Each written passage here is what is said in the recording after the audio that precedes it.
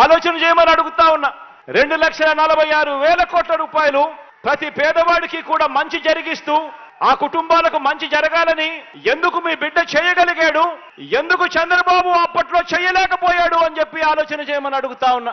అదే రాష్ట్రం, అదే బడ్జెట్, అప్పులు కూడా అప్పటికన్నా ఇప్పుడు మీ బిడ్డ ప్రభుత్వంలో గ్రోత్ రేట్, అప్పుల గ్రోత్ రేట్ తక్కువ. ఈ రోజు వీళ్ళు ఏం చేస్తున్నారు? రంగులు కొట్టి పై మెరుగులు దిద్ది ఇదే నిజమైన అభివృద్ధి అని గొప్పలు చెప్పుకుంటున్నారు.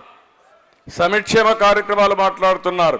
ఈరోజు సంక్షేమ కార్యక్రమాలన్నీ ఇంత మునుపు కూడా ఇచ్చాం. నేనున్నప్పుడు 100 సంక్షేమ కార్యక్రమాలు ఇచ్చాం.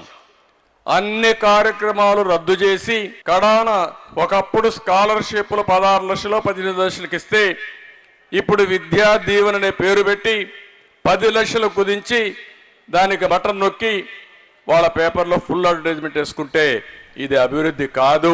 ఆలోచన చేయమని అడుగుతా ఉన్నా.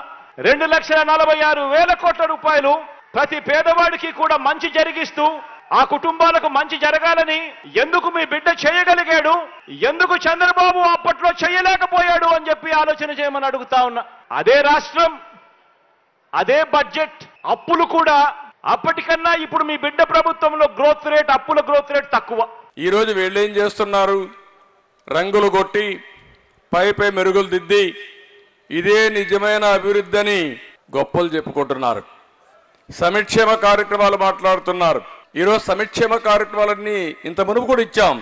నేనున్నప్పుడు 100 సంక్షేమ కార్యక్రమాలు ఇచ్చాం.